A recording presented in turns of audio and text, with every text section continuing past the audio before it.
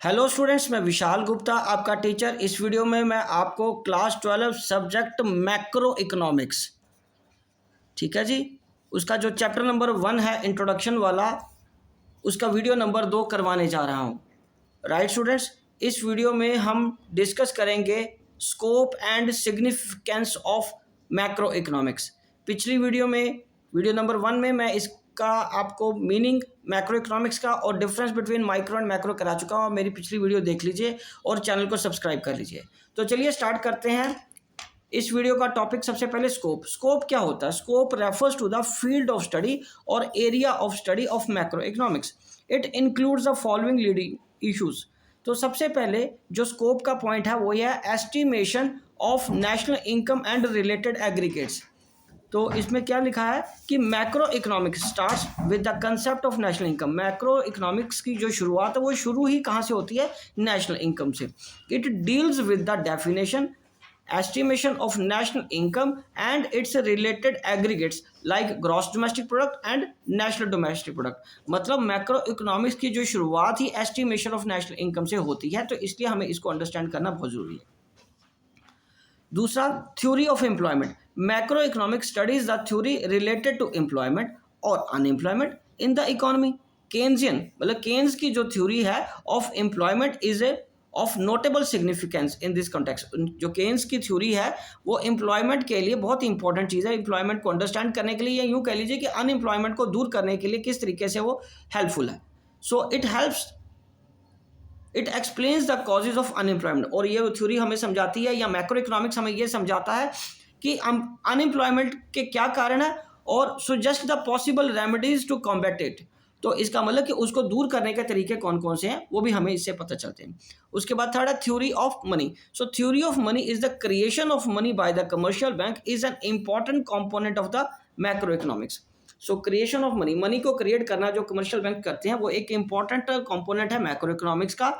linked to it the role of central bank in the country in regulating the supply of money in the economy। और इसको किसके साथ link करके देखा जा सकता है कि जो वो सेंट्रल बैंक होता है कंट्री का, for example RBI in case of India, ये हमारा सेंट्रल बैंक है ना, RBI in case of India, reserve bank of India. तो उसका क्या रोल है हमारी इकोनॉमी में मनी सप्लाई करने के लिए, एक ये भी हम मैक्रो इकोनॉमिक्स में ही स्टडी करते हैं। ठीक है स्टूडेंट्स, तो चलिए अब इसका जो अगला पॉइंट है वो है theory of general price level. Theory of general price level की अगर हम बात करें तो इसमें हम दो चीज़ें स्टडी करते हैं, inflationary and deflationary gap. Inflationary का मतलब होता है कीमतों का बढ़ना और डिफ्लेशनरी का मतलब होता है कीमतों का कम होना। ये गैप क्यों होता है? This is yet another significant component. ये एक बहुत ही इंपॉर्टेंट कॉम्पोनेंट है मैक्रो इकोनॉमिक्स का। It reveals the trend path of general price level. ये हमें दर्शाता है कि हमें जनरल प्राइस लेवल की तरफ किस तरीके से बढ़ना है, इन्फ्लेशन को और डिफ्लेशन को कंट्रोल में रखते हुए इकोनॉमी में। ठीक है जी। उसके बाद फिफ्थ पॉइंट है रोल ऑफ गवर्नमेंट या government budget. Macro economic studies how government budget impact the level of economic activities. की मैक्रो इकोनॉमिक्स गवर्नमेंट बजट को कैसे इंपैक्ट करती है इकोनॉमिक एक्टिविटीज को। ठीक है, गवर्नमेंट का जो बजट होता है वो हमारे इकोनॉमिक एक्टिविटीज को, इकोनॉमी की एक्टिविटीज को, इकोनॉमिक की एक्टिविटीज को इफेक्ट कैसे करती हैं, किस तरीके से प्रभाव डालती हैं। अच्छा बजट होगा, सरप्लस बजट होगा तो हर एक्टिविटी के लिए पैसा मिलेगा। ठीक है, अगर नेगेटिव बजट है, डेफिसिट का बजट है, तो फिर सरकार को सब्सिडीज देनी पड़ती हैं या उधार लेके काम करना पड़ता है। ठीक है जी। उसके बाद exchange rate of balance of payment. Exchange rate का मतलब फॉरेन एक्सचेंज किस रेट पे एक्सचेंज होता है। फॉर एग्जांपल एक यूएस डॉलर के अगेंस्ट हमें कितने रुपीस खर्चने पड़ते हैं। So that is exchange rate. और बैलेंस ऑफ पेमेंट का मतलब होता है export minus import, export minus import. So X stand for export, M for import. So determination of exchange rate and the way to manage it is manage. और ये किस तरीके से मैनेज किया जाएगा, इंपॉर्टेंट एलिमेंट है स्कोप ऑफ मैक्रो इकोनॉमिक्स में। ठीक है स्टूडेंट्स, तो ये 6 पॉइंट थे हमारे स्कोप ऑफ मैक्रो इकोनॉमिक्स के। तो ये एक एक करके मैं आपको शॉर्ट में दोबारा बता देता हूँ और आप इसके अपने नोट्स पे बना लीजिए। तो पहला क्या है? Estimation of national income. दूसरा थ्योरी ऑफ एम्प्लॉयमेंट। तीसरा थ्योरी ऑफ मनी। चौथा theory of general price level. उसके बाद पांचवा रोल ऑफ गवर्नमेंट और छठा exchange rate and balance of payment. Okay students, मैं दोबारा रिपीट कर दूं, estimation of national income, theory of employment, third theory of money, fourth theory of general price level, fifth role of government, and six exchange rate and balance of payment. ये मैंने 2-3 बार इसलिए read किया कि आप भी ऐसे अगर 2-3 बार रीड करोगे तो आपको पॉइंट्स याद हो जाएंगे, तो उसमें अंदर लिखने वाला फिर कुछ ज़्यादा इंपॉर्टेंट आपको याद रखने की जरूरत नहीं पड़ेगी। ये सेल्फ एक्सप्लेनेटरी पॉइंट्स हैं, एक बार इसको याद कर लीजिए और एक बार इसको अंदर रीड कर लीजिए जो लिखा है, ठीक है जी। तो आप इससे नोट्स भी बना सकते हैं अपने। चलिए अब हम आगे डिस्कस करते हैं significance of macro economics. So significance के लिए जो मैंने चार्ट बनाया हुआ पहले वो है it describes the economy. Description of the economy हमें इससे मिलता है। सिग्निफिकेंस का आपको मतलब पता है ना, इंपॉर्टेंस भी बोल सकते हैं, एडवांटेज, सिग्निफिकेंस, इंपॉर्टेंस, ठीक है। So road map to of growth and development, ये हमारे लिए रोड मैप है ग्रोथ और डेवलपमेंट के लिए। तीसरा ये इकोनॉमिक स्टेबिलिटी है देता है। चौथा बैलेंस ऑफ पेमेंट स्टेटस बताता है, और प्रॉब्लम ऑफ पॉवर्टी और इन्वायरमेंटल पोल्यूशन, और लास्ट पॉइंट है पॉलिसी फॉर्मुलेशन का। ओके स्टूडेंट्स, तो सबसे पहले हम डिस्कस करेंगे description of the economy. So macro economics offers a deep description of the economy, ये हमें डीप डिस्क्रिप्शन देता है हमारी इकोनॉमी का। इसमें हमें एस्टिमेशन ऑफ नेशनल इनकम और रिवील्स करता है कि किस तरह का nature and level of economic activities हमारे इकोनॉमी में परफॉर्म होती है।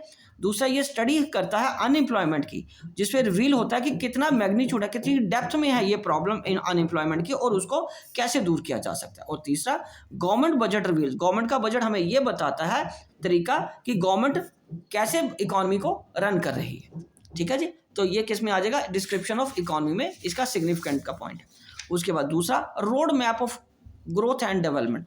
Macro economics offer a road map of growth and development. Programs and policies of economic growth are drawn by assessing the need and means of the economy. मतलब road map का मतलब कि रास्ता दिखाना हमें ग्रोथ और डेवलपमेंट के लिए। मैक्रो इकोनॉमिक्स हमें ऐसी स्टडीज या ऐसे प्रोग्राम्स या ऐसी पॉलिसीज चलाने में हेल्प करता है जो इकोनॉमिक ग्रोथ के लिए इंपॉर्टेंट है, ठीक है, और उसकी क्या जरूरत है और कितनी जरूरत है वो हमें बताता है। Economic stability, study of macro economics help to achieve economic stability. This is achieved through appropriate monetary policy. ये मॉनेटरी पॉलिसी के थ्रू एप्लीकेबल की जा सकती है, अप्लाई की जा सकती है, फिजिकल पॉलिसी या गवर्नमेंट पॉलिसी के through.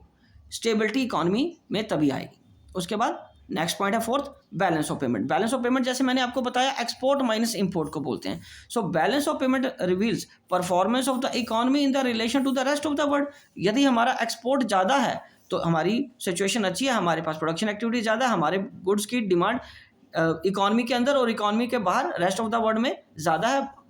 Balance of trade shows our capacity to export and compulsion to import. और ये हमारी कैपेसिटी कितनी है, यही तो मैंने आपको बताया कि एक्सपोर्ट की कैपेसिटी कितनी है, और यदि इंपोर्ट ज़्यादा है तो हमारे लिए मुश्किल की स्थिति है, हमारी इकोनॉमी में ज़्यादा ग्रोथ या प्रोडक्शन नहीं होती, जिसकी वजह से हम डिपेंडेंट है दूसरी इकोनॉमीज पे, ठीक है स्टूडेंट्स। उसके बाद है fifth point, problems of poverty and environmental pollution. So macroeconomics offer insight into the problems and poverty and environment pollution. Macroeconomics हमें ये भी समझाता है कि इकोनॉमी में जो देश की इकोनॉमी में पॉवर्टी, गरीबी या environmental pollution है उसकी सिचुएशन कैसी है। It also by using macro models लगा के हम इन प्रॉब्लम्स को कैसे एड्रेस कर सकते हैं। ओके जी, तो लास्ट पॉइंट है इसका पॉलिसी फॉर्मुलेशन। पॉलिसी फॉर्मुलेशन में क्या आता है, information relating to macroeconomics variables like aggregate demand and aggregate supply etc. is